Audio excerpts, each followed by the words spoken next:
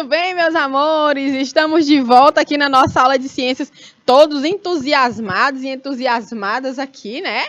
Porque a gente já segurou um planeta na mão, o que é que a gente não dá conta de fazer nesse canal Educação Me Conta? Tudo! Aqui tem a magia da TV, né? E a gente se encanta cada vez que a gente utiliza isso em prol do nosso aprendizado aqui nas nossas aulas do canal Educação, não é isso? Então, bem-vindos e bem-vindas de volta. A nossa aula de hoje, ela começou há uma hora atrás, né? Vamos combinar uma coisa, já tá rolando aqui um bate-papo bem legal. E aí, a gente tem conhecido aqui umas coisas bem massa, olha só. Principalmente, gente, a gente está falando de explorando o sistema solar, mas um dos nossos objetivos aqui é também compreender como é que se dá a vida dentro do planeta, que condições são essas para existir a vida dentro do planeta Terra. Quando a gente compreende isso, a gente começa a usar a imaginação mesmo para imaginar como é que seria a vida fora do planeta Terra. Mas não é só a nossa imaginação sem nenhum fundamento. A gente, quando estuda aqui nossa astronomia, nós conhecemos as características dos outros planetas do sistema solar. E, inclusive, características de outras constelações, de coisas assim bem distantes de nós aqui, né? Não só dos nossos vizinhos aqui do nosso planeta, mas de todos esses lugares, né, incríveis, enormes, dentro do nosso sistema solar, da nossa Via Láctea, né? E aí a gente vai lembrando que nós já temos tecnologias suficientes para nos dar algumas respostas, para buscar mais questionamentos, né? Eu acho que numa expedição espacial, numa missão espacial, a gente traz mais perguntas do que respostas de volta, quando traz o chão de um outro planeta para a gente estudar aqui. Já pensou? Acho que a gente não vem cheio de certeza, a gente vem cheio de mais dúvidas. E aí as perguntas vão movendo, né? Essa curiosidade que vai dando condições da gente estudar, compreender e imaginar como um fundamento, como seria ou como se daria essa vida em outros planetas diferentes do nosso. Então a gente também vai fazer essas observações aqui, vamos entender como se dá a vida em outros planetas, sim, e a gente também vai estudar, galera, sabe o quê? A gente vai observar essas expedições espaciais, vamos conhecer algumas, né? Hoje mesmo, essas semanas últimas, a NASA tem divulgado, inclusive, quem puder acompanhar, né, as redes sociais da NASA vai ver bastante coisa legal. Então, a NASA tem divulgado barulhos, ruídos, sons de um buraco negro. Meu Deus do céu. E aí, toda vez que eu falo do buraco negro, né, Ocimar, eu lembro da radiola. Buraco Negro. Aqui é um clássico programa de reggae da nossa rádio piauiense. Inclusive, eu sempre mando um abraço para a turma do buraco negro. Mas não é esse buraco negro que eu estou falando. Eu estou falando dos buracos negros que existem mesmo no nosso cosmo, né? Então, a NASA consegue, minha gente, capturar o som. Eu vou já botar só o ruído, já que a gente não pode botar o vídeo, né? Nós vamos botar o ruído aqui. Pense num negócio esquisito e pavoroso. Eu jamais dormiria com o som daquele ali meninando, tá certo? Então vamos voltar aqui para os nossos slides, que ainda tem bastante coisa interessante para a gente ver, tá certo? A gente está aqui explorando o nosso sistema solar. Tá? Desculpa, nossa canetinha estava desativada. E a gente começou pelo nosso planeta, estamos aqui conhecendo algumas informações, relembrando algumas características desse planeta, que já foi muito diferente, que hoje também está se transformando, né? Se transforma com as nossas ações, se transforma com o próprio tempo, naturalmente, né?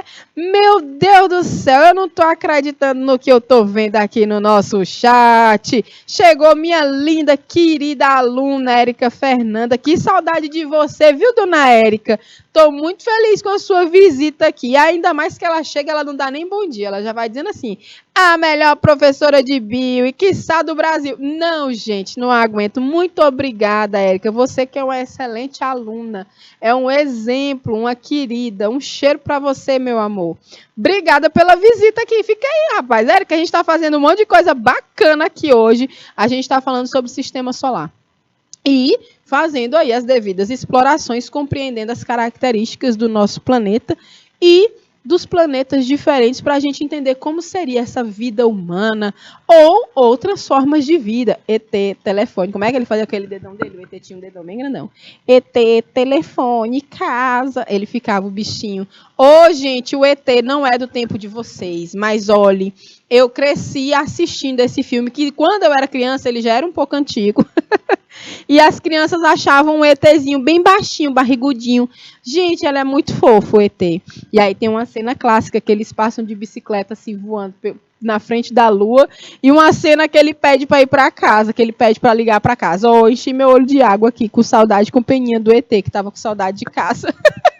Hoje eu estou emotiva. Então vamos lá, Érica, vem comigo. Vamos ficar aqui. Já que você chegou para me visitar, não sai não. Estamos na nossa disciplina de ciências, viu? No 9º ano, comigo, professora Amanda.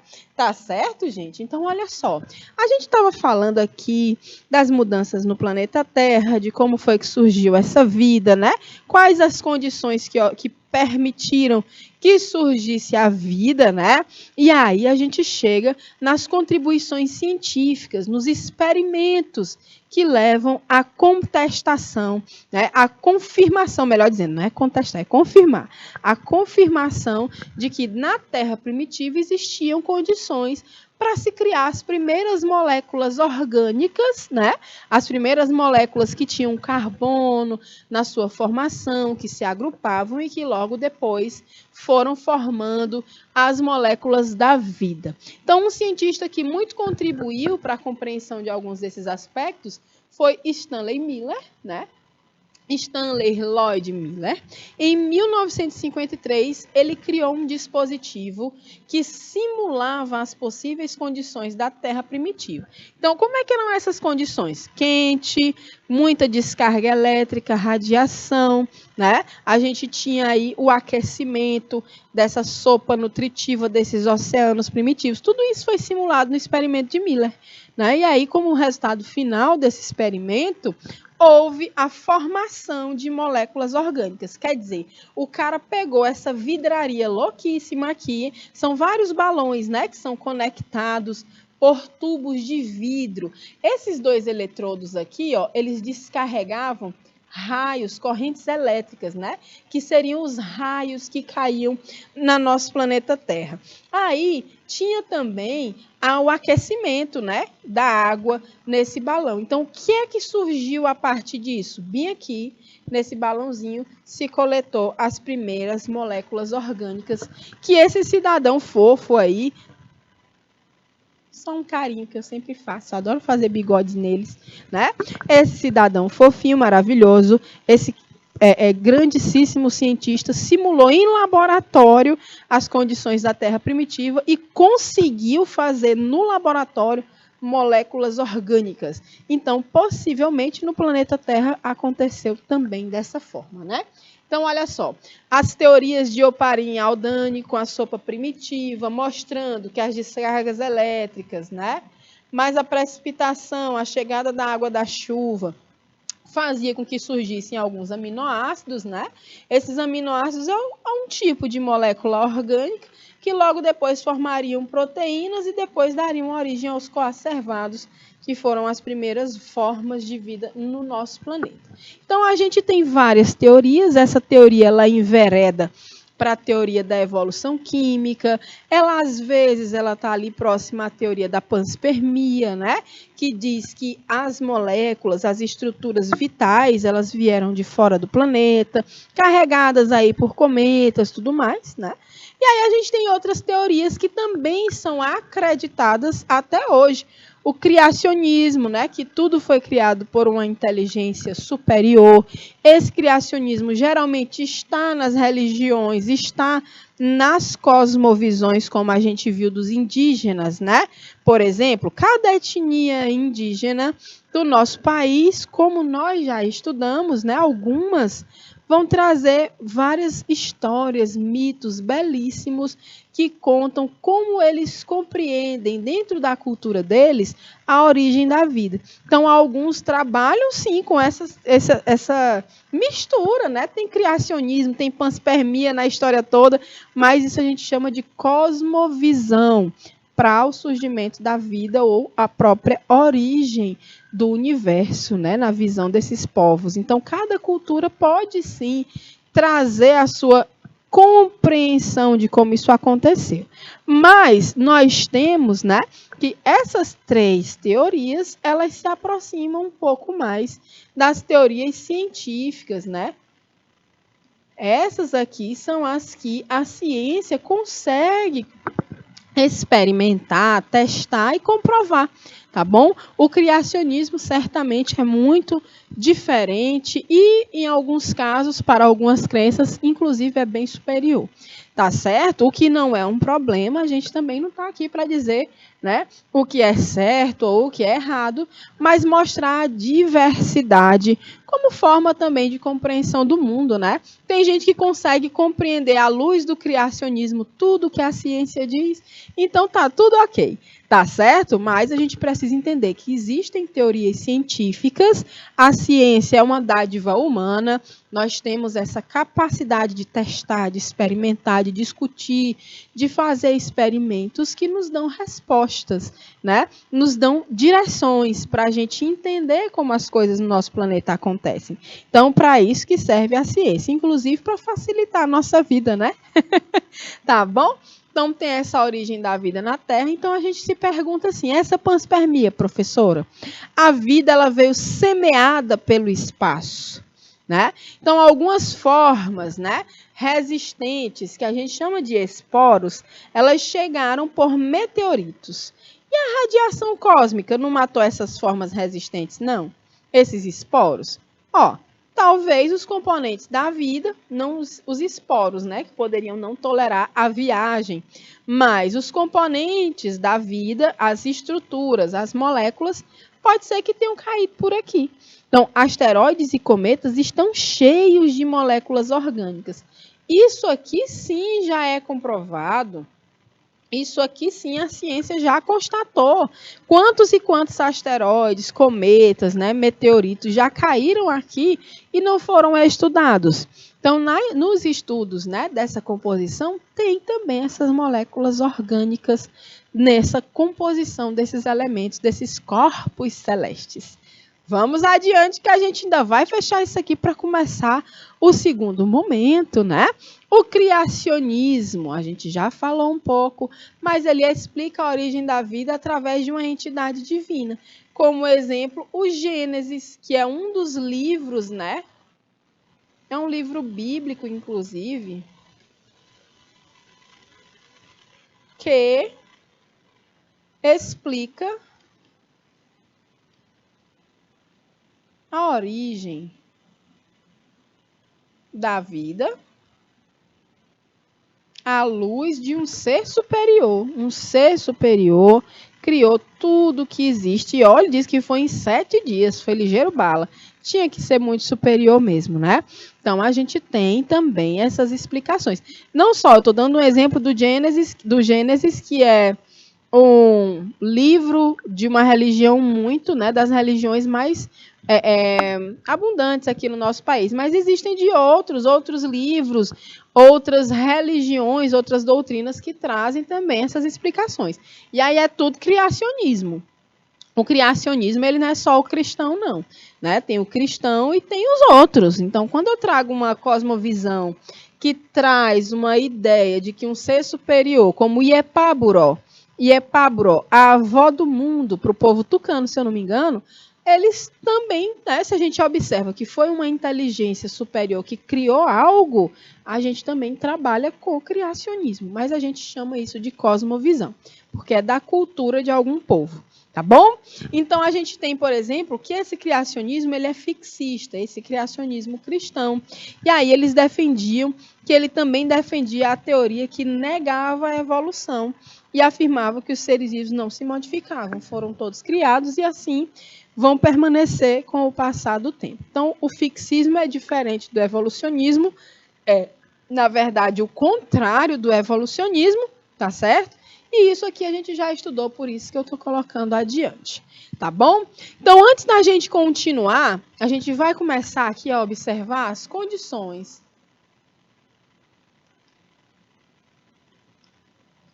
que possibilitam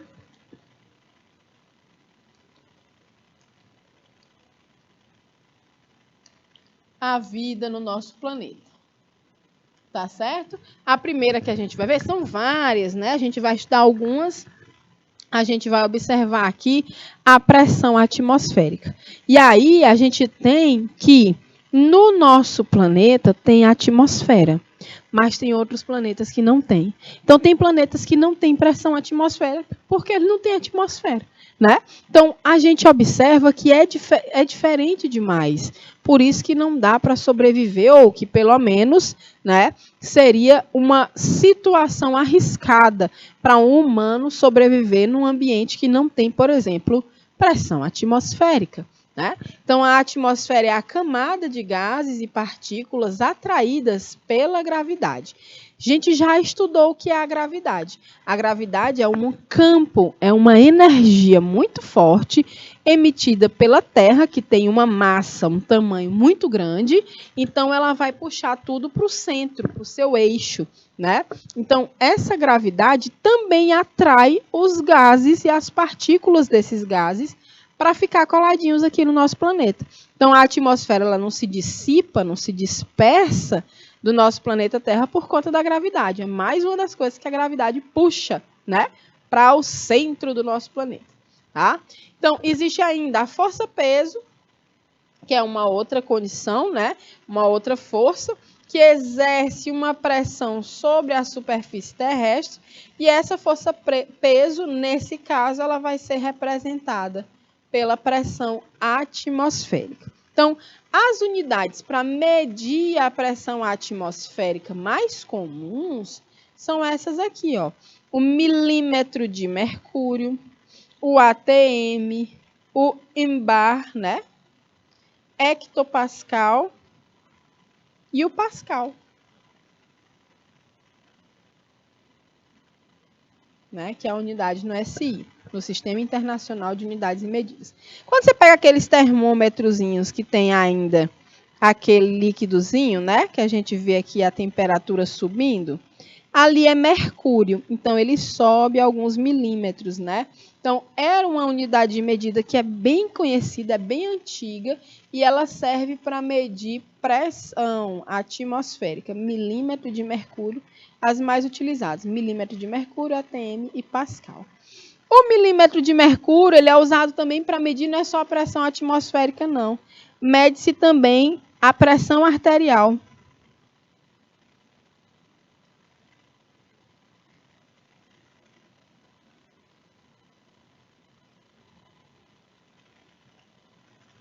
Então, é o seguinte, a pressão ela é igual a uma força que é aplicada numa determinada área. Né? Opa, desculpa, não é vezes não. É aqui, ó. Força sobre a área. A pressão atmosférica vai ser a força que o peso da atmosfera tem, ó, a massa de ar, sobre essa superfície da Terra. A pressão arterial é a pressão dentro das artérias dos nossos vasos sanguíneos, que o sangue faz na parede dessa artéria. Quando ele passa, né, ele vai pressionando a parede desse vaso. Então, isso é a pressão arterial. Tudo isso é pressão. Tudo isso é a mesma medida, tá bom? Só que vai se aplicar a coisas diferentes. Então, olha só. Vamos entender aqui o que é essa pressão atmosférica.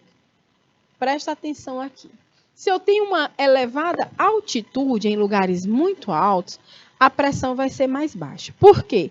Porque o peso da coluna de ar, que é tudo isso aqui, tá vendo essa setinha para baixo aqui? E aí você vê que as partículas vão se arrumando de uma forma mais próximas umas das outras aqui, mais próximo da superfície da Terra. Por isso que na superfície a pressão é mais alta. O peso da coluna de ar define a pressão em uma certa altitude. né? Então, eu tenho aqui a coluna de ar, que está aqui circuladinha de vermelho e com essa seta azul representando esse peso que essa coluna de ar vai fazer na superfície da Terra. Na superfície, quanto mais baixo, a pressão é mais alta, né? E quanto mais alto, a pressão é mais baixa. Grandes altitudes, pressão mais baixa. Tá certo, gente? Ok. Vamos passar adiante para a gente conhecer um pouco, né? Essas outras características. A pressão atmosférica, ela não é constante. Ela varia tanto na vertical quanto na horizontal, tá bom? A quantidade de gases, ela vai ser a mesma, mas quando é mais alto, eles ficam mais espalhados. Quando é mais baixo, eles ficam mais condensados. Aqui as moléculas de ar, ó, aqui em vermelho, tá em azul, mas eu tô pontilhando aqui de vermelho para vocês verem. Quando eu tô aqui mais alto, ó, esse alpinistazinho tá aqui numa área mais elevada, essa pressão é mais baixa.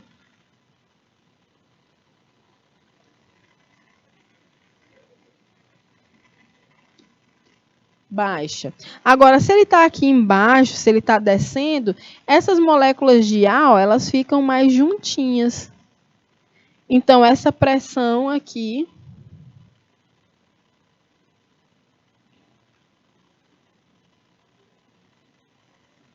ela é mais elevada. Entenderam isso aqui? Então, olha só, a quantidade de gases é a mesma, mas eles ficam mais espalhados. Então, as massas de ar, elas vão se comportar dessa forma. Em altitudes, vamos ver isso aqui? Vamos dar um zoomzinho? Em altitudes elevadas, olha aqui nosso alpinista, onde é que ele está?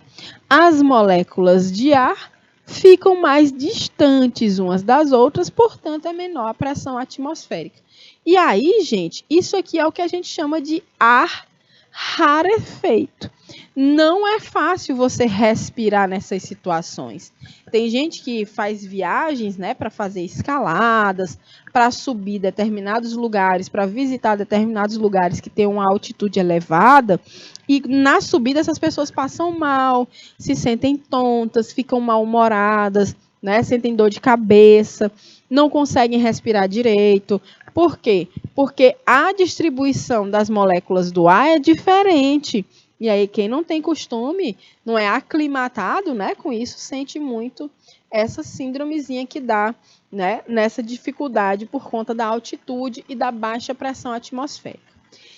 E aí, se ao contrário, se a pessoa, ao invés de escalar para cima, né, ela está descendo, fazendo ali um rapel, entrando num lugar mais profundo, ou está num ambiente baixo, né, a molécula de ar, elas ficam mais próximas umas das outras, portanto, é maior a pressão atmosférica. E isso, gente, você está vendo que tem uma coisa incidindo sobre o corpo da pessoa, né? Que é essa coluna de ar, tá? Então, isso tem uma condição diferenciada no nosso organismo. Presta atenção aqui. Na situação da pressão atmosférica mais baixa, o pulmão, né, o ar que é inspirado, ele vai ter mais dificuldade para ser absorvido, para fazer esse processo da respiração. Porque respirar depende também de características físicas da atmosfera, né? Então, esse ar inspirado, ele vai entrar nos pulmões, mas os pulmões, eles estão, né, com essa dificuldade maior para fazer a inspiração, né? Então, a gente tem aqui o diafragma, como esse músculo auxiliar na respiração. Isso na situação de pressão baixa, pressão atmosférica baixa, você vê até que os pulmões estão mais distendidos. Mas na situação da pressão atmosférica elevada, você vê aqui, né, que o diafragma ele está mais elevado também, e o pulmão está mais contraído e também gera umas dificuldades, né, ou umas situações diferentes, até mesmo na própria respiração. Tá certo? Então, olha só, deixa eu voltar aqui só para a gente compreender essa coluna de ar. Então, a pressão atmosférica depende da densidade do ar, né? Se a coluna de ar é densa, tá? Você está com a pressão atmosférica, na superfície vai ser alta. Então, a densidade, ela tem relação com isso aqui, ó. Essa aqui que tem as moléculas mais próximas, é mais densa. Tem mais massas, né? Tem mais moléculas dentro de um volume. Se eu pego o mesmo volume aqui nessa superfície, ó, eu só tenho essas duas moléculazinhas aqui. Ela é menos densa. Bora anotar isso?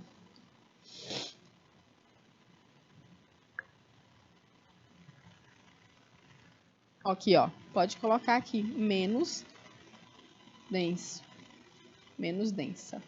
Né? Ou seja, eu tenho uma quantidade menor de moléculas por volume de ar. Então, massa sobre volume é a densidade. Então, a gente tem menos denso. Tá? Se é mais denso, a pressão atmosférica na superfície é alta. Se a coluna de ar é rarefeita, ou seja, menos densa,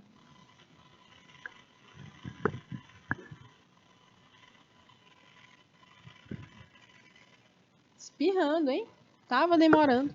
Ela é menos densa, então a pressão atmosférica na superfície, né, vai ser baixa, baixíssima, tá? Então aí existe isso aqui, ó. A nível do mar, a densidade do ar é grande, a pressão atmosférica é maior do que a registrada em uma região montanhosa.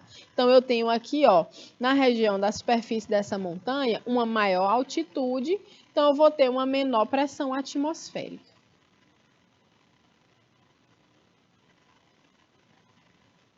Quanto maior a altitude, menor a pressão atmosférica. E aqui, se eu tenho aqui a nível do mar, né? Essa região tem uma coluna de ar maior. Então, nessa região aqui embaixo, eu tenho menor altitude, então eu vou ter mais pressão. Bora dar um zoom aqui, gente. Eu adoro esse negócio de dar zoom, porque a gente vê bem direitinho nossas imagens, né? Então, só para a gente visualizar melhor. Eu tenho uma maior altitude, então minha pressão é menor, porque a coluna de ar que vocês estão vendo nessa setinha branca aqui, ela é menor. Então, ela vai me dar menor pressão. Tchan. Agora, se eu estou aqui mais à direita, né? Se eu estou numa menor altitude ou a nível do mar, galera, minha pressão atmosférica vai ser maior. Olha o tamanhão da minha coluna de ar, dá quase o dobro, acho que é o dobro mesmo dessa da primeira, da região montanhosa. Então tem uma coluna de ar gigante, então ela vai pesar mais em cima da superfície. Menor altitude, maior pressão atmosférica, maior a densidade do ar. Tudo isso tem a ver com os nossos processos de respiração, tem a ver com a forma do corpo dos organismos que existem aqui, né? Que toleram essas pequenas alterações, tá bom? Mas que podem ter o corpo sentindo aí os sintomas dessas diferenças. A altura da coluna de ar, que é colocada como H, ó, essa altura aqui que a gente está falando. A altura da coluna de ar vem daqui até aqui, a gente chama de H, isso é a altura. Ela é posicionada, por exemplo, sobre a cidade do Rio de Janeiro, que é no litoral, ela é maior que a altura da coluna de ar 2, posicionada sobre a cidade de Belo Horizonte, que é uma região montanhosa, né? Ela é mais alta, tem maior altitude. Então, qual cidade apresenta a maior e a menor pressão atmosférica?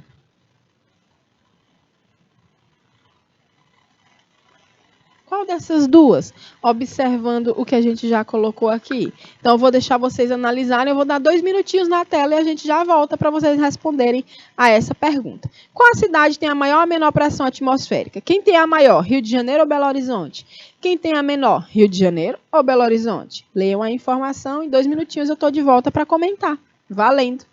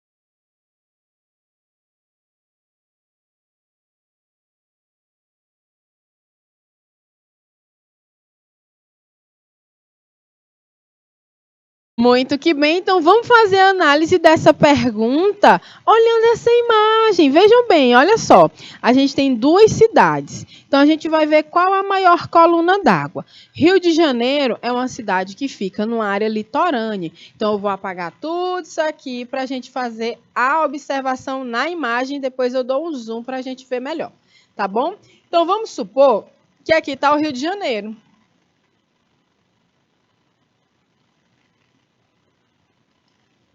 Rio de Janeiro, tá aqui, né? Nível do mar.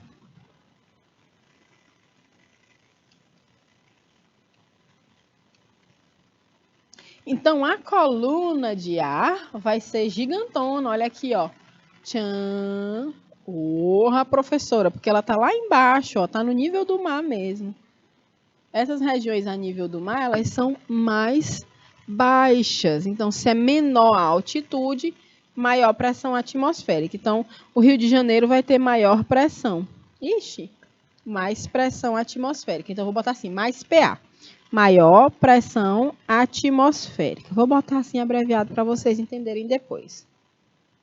E vamos ver agora a cidade de Belo Horizonte. Olha só, Belo Horizonte, ela é numa região montanhosa, tá aqui, ó.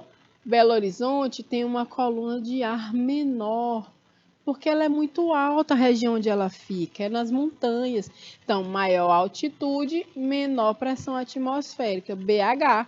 Belo Horizonte fica aqui, não fica a nível do mar, tem maior altitude, então a menor pressão. Então, a coluna de ar é maior. Vamos anotar aqui que em Belo Horizonte temos menor, canetinha azul, né? Menor pressão atmosférica. Tá certo? Então, qual a presença... professora. Qual a cidade apresenta a maior pressão atmosférica? Rio de Janeiro. E qual a cidade apresenta a menor pressão atmosférica? Belo Horizonte. BH. E aqui, RJ. Respondido, né? Entenderam? Então, vamos adiante. Muito que bem. Então, alguns efeitos da baixa pressão no corpo humano. Vocês viram que eu falei ainda agora, né? Essa pressão, ela vai ter diferenças dependendo do lugar que eu estou, da altitude desse lugar. A gente vai ver, né? Quando tem jogo de futebol, por exemplo, às vezes... os times vão jogar fora de casa. A gente diz assim, é um time daqui do Brasil, mas vai jogar no Chile, que é um pouco mais elevado, né? Perto ali da cordilheira. Então, já pensou, na Cordilheira dos Andes, já pensou se os jogadores saem daqui com uma condição de pressão atmosférica de um jeito, eles vão ter que chegar lá umas semanas antes para eles poderem treinar e se acostumar com a diferença da pressão atmosférica. Porque se eles chegam de uma vez e já vão jogar, eles vão perder de cara porque eles vão passar mal, né? A diferença da pressão é grande. Então, se eu saio de um lugar, né, de alta pressão, como uma área do Rio de Janeiro, uma área a nível do mar, né, que tem uma alta coluna de ar, e agora eu vou para um lugar montanhoso, uma área elevada, então a pressão vai ser baixa. Quando a pressão arterial, não, a pressão atmosférica, ela baixa, ó, pode aparecer as vertigens, ou seja, a pessoa sente tonturas, né? Fica tonta, porque o ar é rarefeito. Então, isso aqui é a tontura, né? A gente faz assim o bonequinho, com o olhinho assim, ó. Deixa eu tentar, eu não estou conseguindo desenhar, porque a canetinha dá um comando aqui, se eu apertar. Deixa eu tentar de novo. O ar é rarefeito e a pessoa fica quase tontinha, minha gente, ó, mais tonto do que o que já é. Ó, que essa nossa cara de tonta aí ficou triste, mas é assim mesmo que a pessoa fica. Perda do julgamento, ou seja, confusão, né? Pequena confusão mental. pessoa fica um pouco confusa, atordoada. Estimulação da atividade respiratória, ela fica ofegante, né? Ofegante. Por quê? Porque o ar é rarefeito. Ela tem uma estimulação da atividade cardíaca, vai aumentar, porque você está respirando mais rápido, né? E vasomotora. Perda da consciência, desmaio, né? Ebulição do sangue e, dependendo do caso, pode levar até a morte, né? A pessoa pode passar mesmo muito mal e isso pode levar à morte. Ok? Vamos adiante. Aí, o oposto, né? Vamos só relembrar que a baixa pressão no corpo humano são de lugares de alta altitude.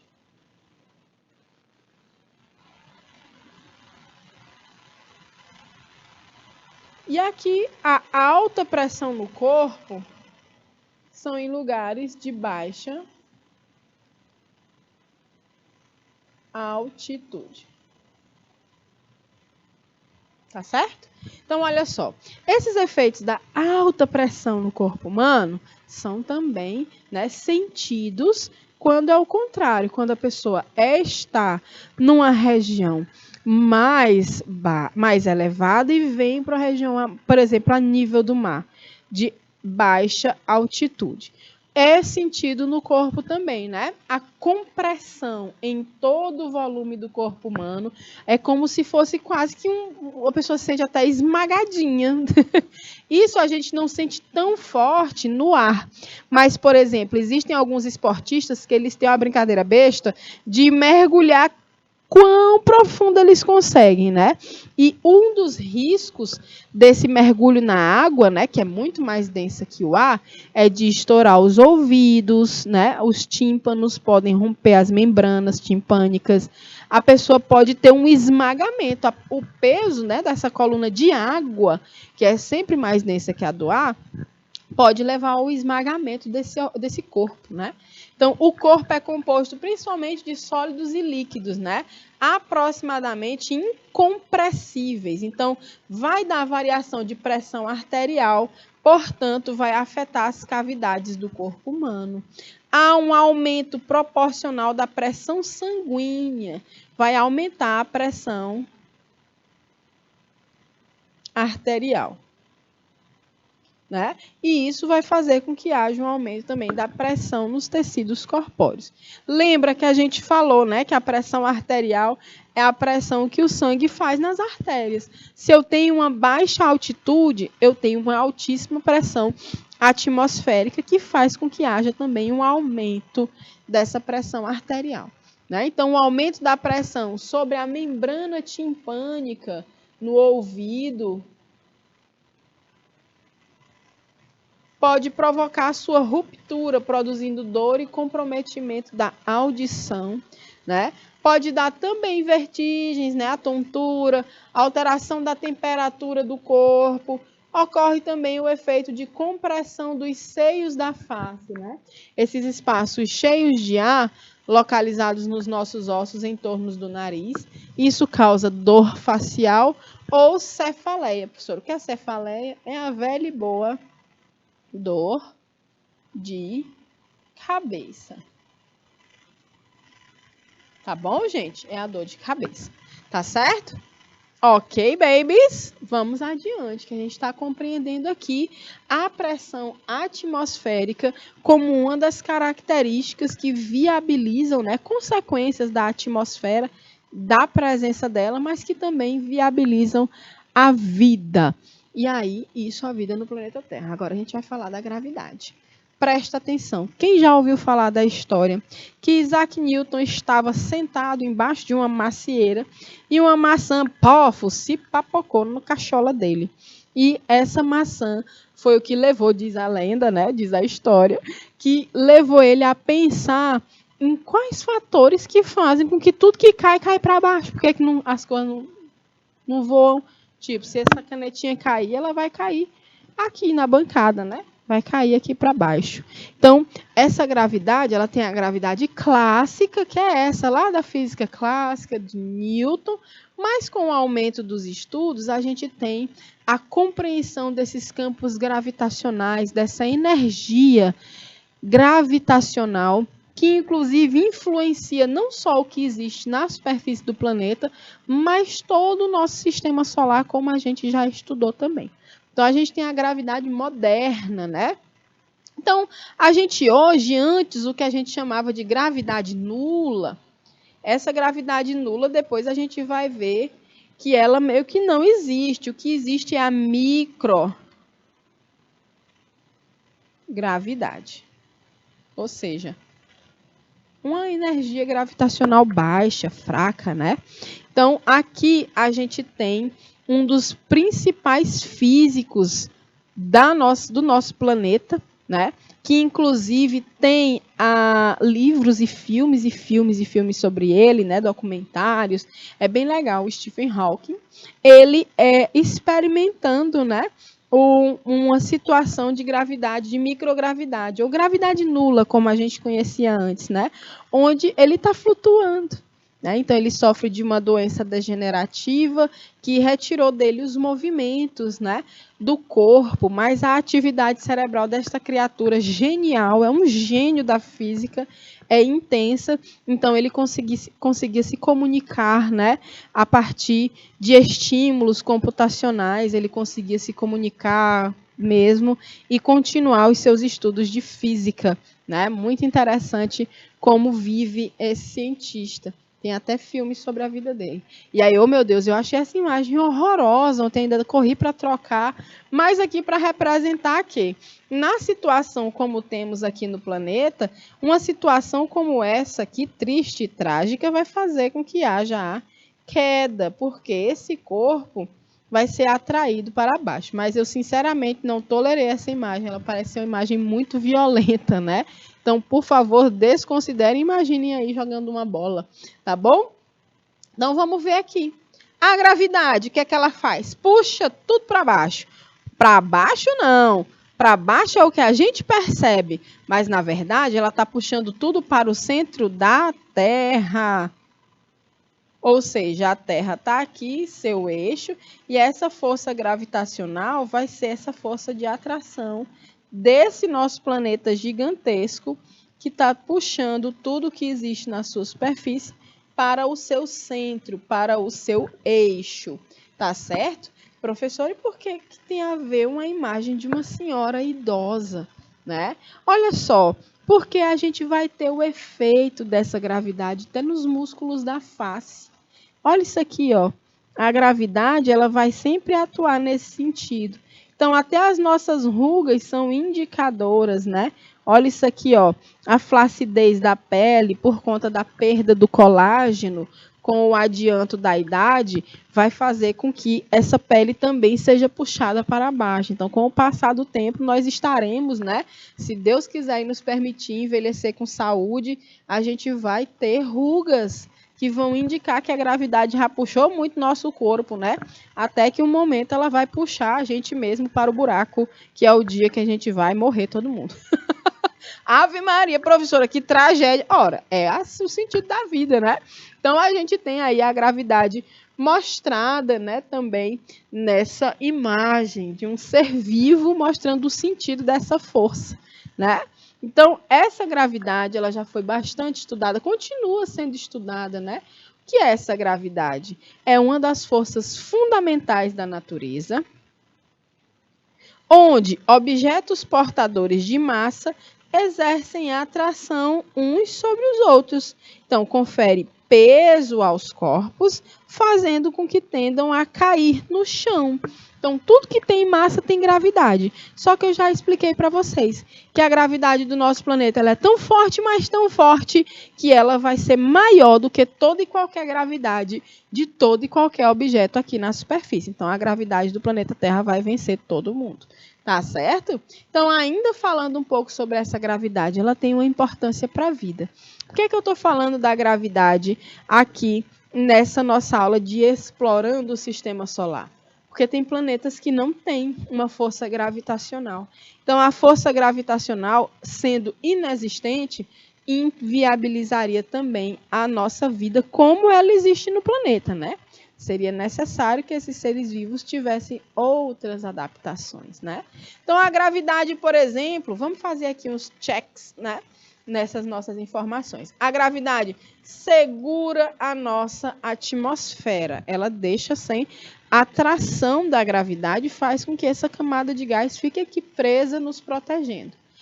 A gravidade faz com que a Terra e outros corpos do sistema solar girem ao redor do Sol. Tá, check, porque a gente viu isso na aula passada.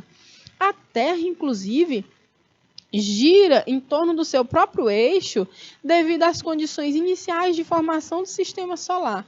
Então, houve o acúmulo de massas em certos locais e a gravidade do Sol, que atraiu a Terra e os outros planetas para orbitar em torno dele, fizeram também com que houvesse esses movimentos, né? E deram, inclusive, o formatinho geóide da Terra. E aqui para a gente ver qual é a gravidade nos outros planetas. Olha só, a Terra tem uma gravidade de 1, tem uma gravidade elevada, né? 1, mas tem planetas que têm uma gravidade maior. Júpiter, por exemplo, tem 2,34. Saturno, 1,16, Urano, 1,15, Netuno, 1,19. Bem parecidos. Então, isso aqui deve ser porque eles têm tamanhos, ou mesmo a massa, né? Não é nem o tamanho, mas é a massa do planeta. Próximos, parecidos. Né? A Terra tem 1, e aí a gente vem com outros planetas com gravidade bem menor do que a dos nossos planetas e esses outros aí, tá bom? Então, voltando a falar um pouco dessa nossa rotação, né? Ela não se dá de forma uniforme, pois a Terra não é um corpo rígido. Então, a Terra ela tem um núcleo metálico que tem um atrito com o manto da Terra e isso gera correntes elétricas que geram outro campo energético da Terra, que é o campo magnético. Então, a gente tem a gravidade como um campo energético, mas tem outras energias, como a energia do campo elétrico, do campo magnético, do campo eletromagnético.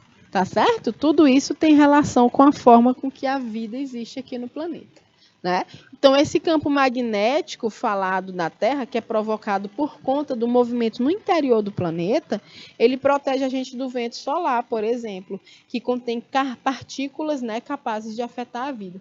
Então, essa parte aqui, toda roxinha, azuladinha, que está aqui nessa imagem, é o campo magnético da Terra. A Terra está bem aqui, bem miudinha, ó, mas ela emite um campo magnético que tem polos, né? E esse campo desvia essa radiação desse vento solar do nosso planeta.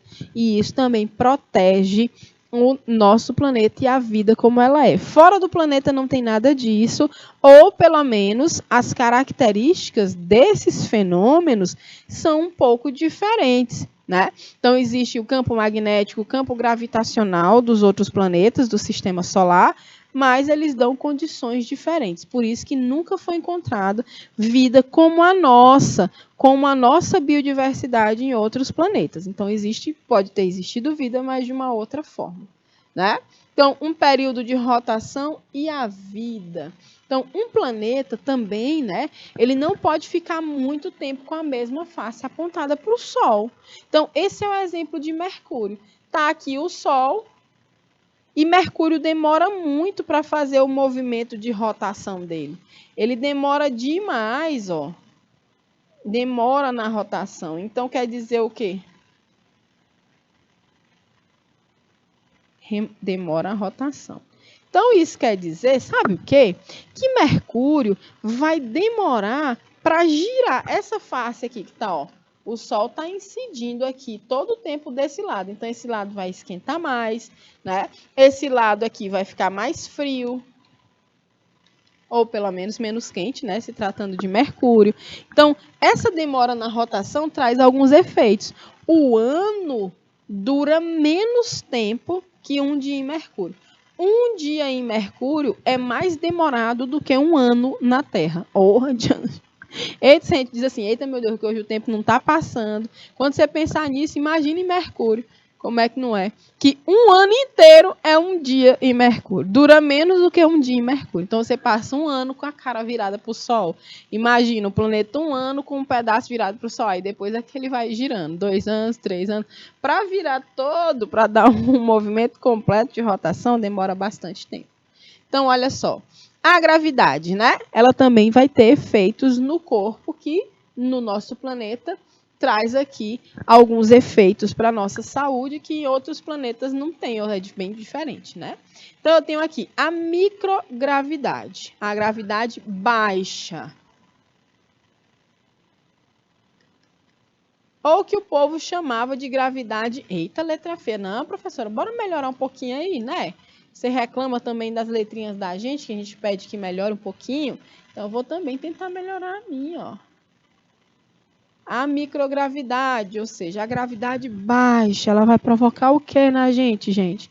Enjoo, letargia, né? A pessoa perde a sensibilidade, perde o movimento, a pessoa fica lenta. Por isso que a imagem do pessoal que está flutuando lá na Lua, que não tem a gravidade que nós temos aqui, quando a gente vê os vídeos, eles estão assim, ó. Uou, você não tem aquela agilidade, não é como aqui. Então, como não tem gravidade, flutuam, né? E aí ficam com essa letargia, perda do movimento. Dor de cabeça, atrofiamento muscular, porque os nossos músculos são adaptados à gravidade. Inclusive o nosso músculo cardíaco, o nosso coração, ele bate justamente para fazer circular o sangue de baixo para cima de volta, né? Contra ao movimento que é da gravidade, que é de cima para baixo, mas de baixo para cima o sangue tem que voltar, então precisa de uma bomba do coração para bater, para fazer isso, né? Deterioração do esqueleto, enfraquecimento do sistema imunológico, inchaço dos órgãos, porque a pressão externa vai diminuir, então os nossos órgãos vão começar a inchar.